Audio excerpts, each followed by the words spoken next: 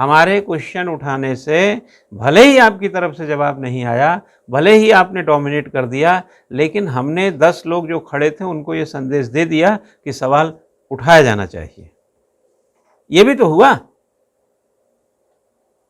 क्यों भाई?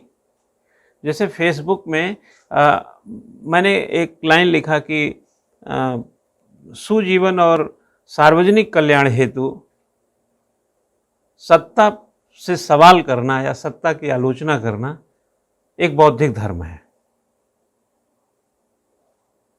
अब जो सत्ता प्रेमी होंगे कि सत्ता से सवाल ही नहीं करना चाहिए, वो तो उसमें यही लिखेंगे, कुछ भी जो मर्जी होगा उनका। भले ही उन्होंने 10 लोगों ने 10 तरीके का कमेंट लिखा, अगेंस्ट ही लिखा, लेकिन जिन लोगों ने उस कमेंट को पढ़ा जो मैंने लिखा था कि सुजीवन और सार्वजनिक कल्याण हेतु सत्ता की आलोचना एक बौद्धिक धर्म है, भले उसमें किसी ने नहीं लिखा, मतलब जो सकारात्मक लिखता, जो इसके पक्ष में कि कमेंट ठीक है, नहीं लिखा, लेकिन कई लोगों की नजरों से गुजरा ना वो, तो सवाल तो हमने उठाया, तो उनके जहन में तो डाल दिया ना कि बात तो सही है। तो 1857 का जो विद्रोह था भले ही सफल नहीं था, भले ही अंग्रेजों को लगा होगा कि हमने कानपुर में, लखनऊ में, रानी लक्ष्मीबाई जो झांसी में थी, सबको हमने नेस्तो नाबूद कर दिया, जगदीशपुर के कुंवर सिंह हो, फलाना हो, ढिमका हो, सब हमने दिल्ली उल्ली सब लपेट दिया, मतलब कुछ ही समय में निपटा दिया सब। लेकिन अंग्रेजों को हमने इस विद्रोह से यह संदेश भी तो दे दिया कि उल्लू के पट्ठों, हम तुम्हारी जास्ती को सहेंगे नहीं, तुम अनाप शनाप, गलत फलत, आचा पाचा, आलतू फालतू, हमारे भारतीय परिप्रेक्ष्य दृष्टिकोण में जो भी तुम सेंध लगाते हो, तुम जो गलत रीति नीति अपनाते हो, हम इसके खिलाफ सवाल उठाएंगे। भले ही विद्रोह समाप्त हो गया, विद्रोह दबा दिया गया, कुचल दिया गया, खत्म कर दिया गया, लेकिन ये सवाल जिंदा कर दिया गया कि हम सवाल उठा सकते हैं। और सवाल जो होता है ना, वो तब तक उठा रहता है जब तक उसका ठीक से उत्तर नहीं मिलता है।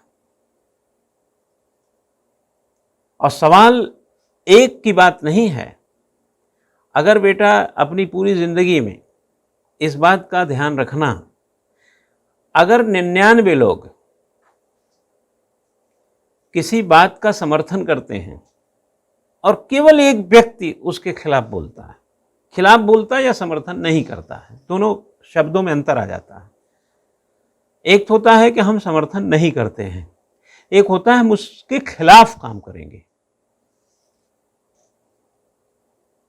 समझ गए ना? अगर 99 लोग किसी भी चीज का समर्थन करते हैं, तब भी तुमको हतोत्साहित होने की जरूरत नहीं है। अगर तुमको लगता है कि तुम समर्थन नहीं कर सकते हो, तो तुम समर्थन मत करना, क्योंकि तुम्हारे एक समर्थन नहीं करने से उन 99 लोगों का तो कुछ नहीं बिगड़ेगा, लेकिन आने वाली पीढ़ियों के लिए तुम एक सवाल जरूर छोड़ के जाओगे कि तुम्हारे मौलिक अधिकारों की रक्षा होनी चाहिए। इसका मतलब है कि भले ही आप खिलाफ बोलें, उस खिलाफ बात को लेकर के हम बुरा मान सकते हैं, लेकिन इस बात का समर्थन हम फिर भी करेंगे कि ऐसा करना आपका मौलिक अधिकार है। हम इतना बुरा मान जाएं, हम इतने खिलाफ हो जाएं कि हम आपकी बोलती ही बंद कर दें, तो ये फंडामेंटल राइट का उल्लंघन है, जो संवैधानिक तौर पर अन्याय है। इसलिए किसी की आलोचना, समालोचना, किसी पर की गई टिप्पणी, ऐसे नहीं है कि 50 लोग तो कह रहे हैं ठीक है, आप ही को क्यों बुरा लग रहा है। आप 50 लोगों के ठीक कहने से उसको ठीक मानिए, इसमें कोई दिक्कत नहीं है, लेकिन अगर वो व्यक्ति कह रहा है कि उसको ठीक नहीं लग रहा है, तो उसके मौलिक अधिकार की रक्षा भी कीजिए। ऐसे नहीं कि 50 लोगों का ठीक ठीक है और एक आदमी का बेठीक, ये समाज में रहने लायक ही नहीं है। उसके मौलिक अधिकार की रक्षा तो करना ड्यूटी है ना, तब डेमोक्रेसी में मजा आता है। That is a democracy. ऐसे कहाँ होता है? हमारी सरकारें भी होती हैं तो 272 के आंकड़े से चलती हैं कि नहीं? भाई 543 लोकसभा के मेंबर्स हैं, उसको आधा कर लो तो 272, मतलब ज़्यादा हो जाएगा, इतने में सरकार बन जाती है। सरकार हम कहते हैं 400 सीट भी जीत ले, तब भी तो 143 लोग आपके नहीं है ना। यानी कि इस देश की जनता 143 लोगों को आपके खिलाफ भी खड़ा करती है, तो उनका भी तो फंडामेंटल राइट है ना विरोध करने का, भले उनके विरोध न सुने जाएं। क्यों भाई? उनके विरोध न सुने जाएं, लेकिन जब इतिहास लिखा जाएगा और आने वाली पीढ़ियां इतिहास पढ़ेंगी तो यह बात का इल्म रहेगा ना कि ऐसे मुद्दों पर ऐसे लोगों ने समर्थन भी नहीं किया था। क्यों? आप कमजोर हैं इसका मतलब थोड़ी कि आप हर चीज का समर्थन कर देंगे। आपकी बात नहीं सुनी जा रही है, कोई बात नहीं, लेकिन आप बात सुनाना भी बंद कर दें, यह भी तो गलत हो जाएगा ना। घर में भाई माता पिता तो प्रभावी होते ही हैं, इसमें कोई दुविधा ही नहीं है। कहाँ थे इतनी देर से, कहाँ घूम रहे हो तुम? 8 बज रहा है, पढ़ाई लिखाई नहीं करनी तुमको, जब देखो घूमना, जब देखो घूमना। ऐसे बचपन में अभी भी कभी ना कभी ये सुनने को मिला होगा, है ना? आपको अच्छा नहीं लगा होगा, लेकिन आप कुछ कर भी तो नहीं पाए ना।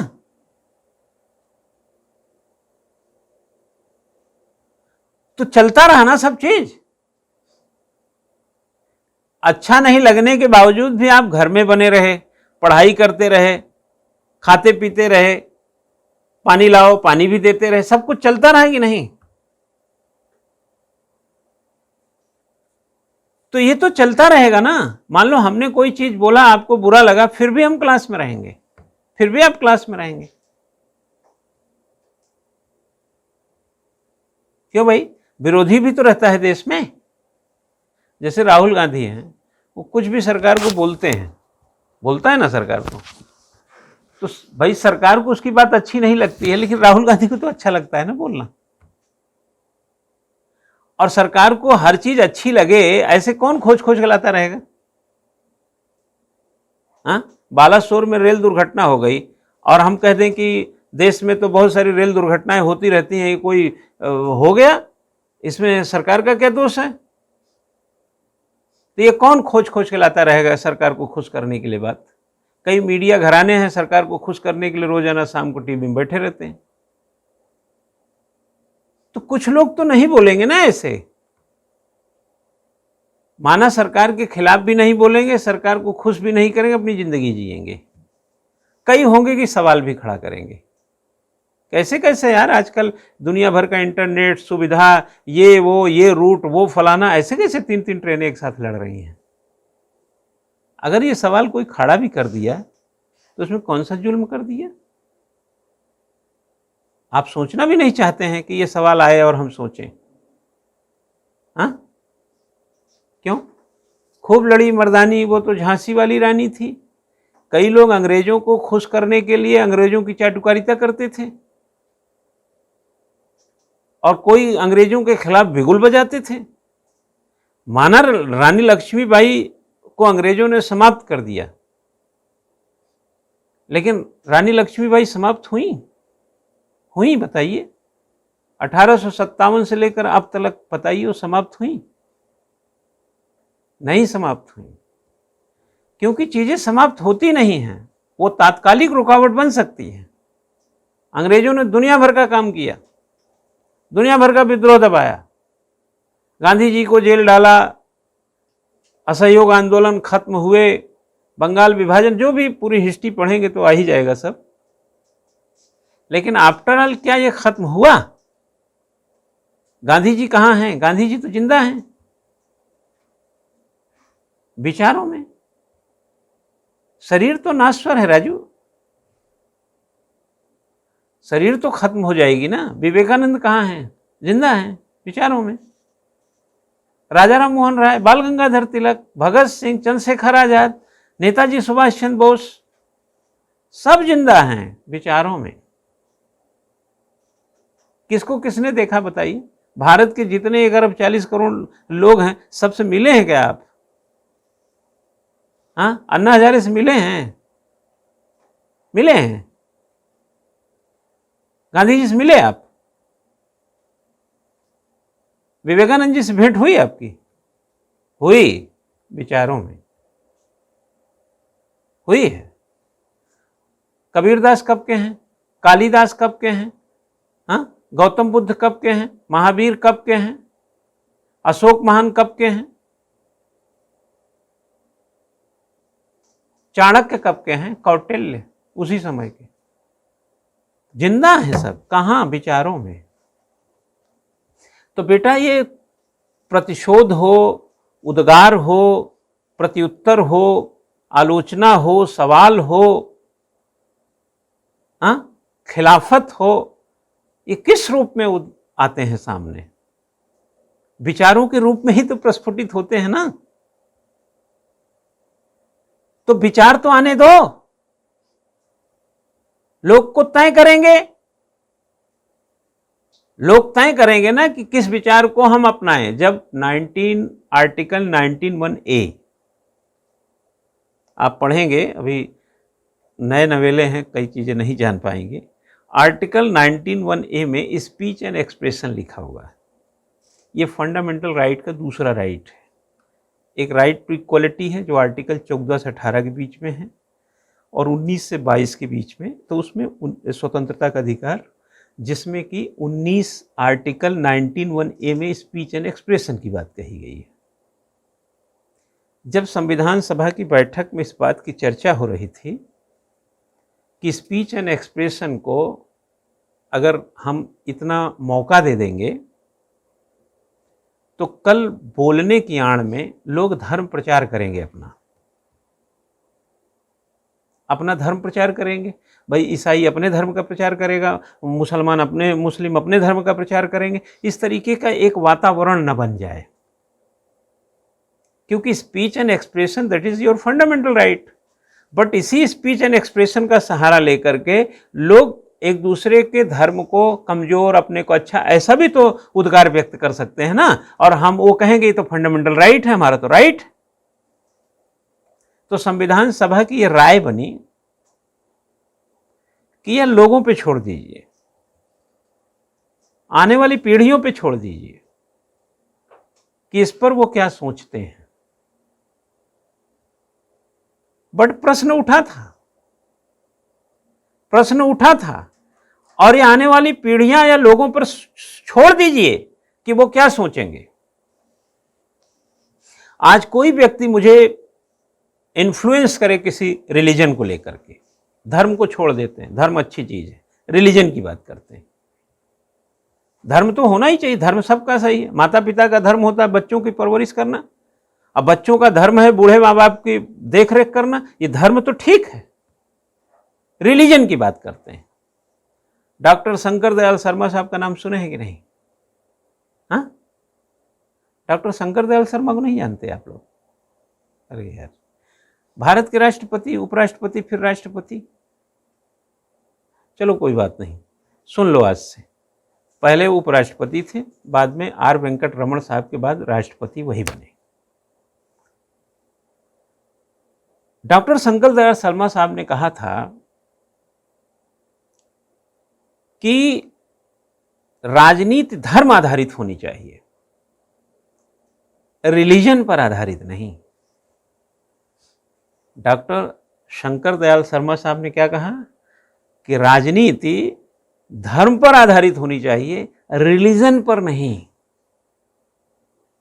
धर्म हमको ड्यूटी सिखाता है, रिलीजन हिंदू, मुस्लिम, सिख, ईसाई।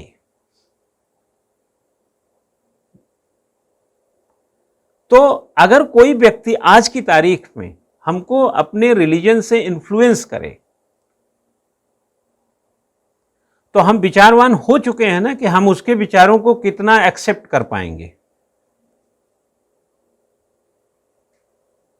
पढ़ाई लिखाई, समझदारी, सवाल प्रत्युत्तर, आलोचना या जो इंटेलिजेंसी है वो कहाँ काम आती है? जब कोई इन्फ्लुएंस करता है तो हम खुद ही ऊंट की तरह अपना पानी निकाल के पी लेंगे ना, किसी से पूछने थोड़ी जाएंगे कि यार वो मुझे फलाना धर्म के प्रति इन्फ्लुएंस कर रहा है, मुझे क्या स्टेप लेना चाहिए। मैं क्यों पूछूंगा, मैं खुद ही स्टेप ले लूंगा।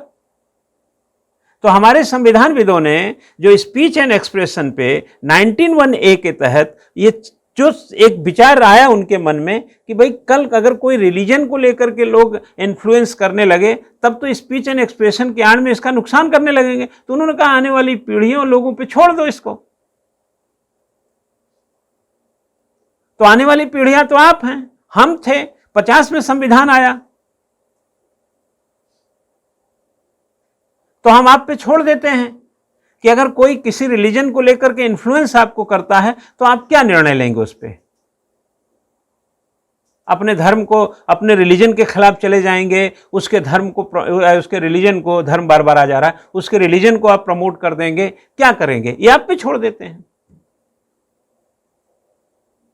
तो हम कहेंगे यार ये तो सेकुलरिज्म है यार, that is a fundamental theme, that is secularism. India secular country है।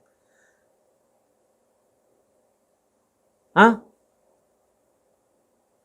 सेकुलर कंट्री है, चलो वो अपना देखें, हम अपना देखेंगे, तुम अपना देखो, हम अपना देखें।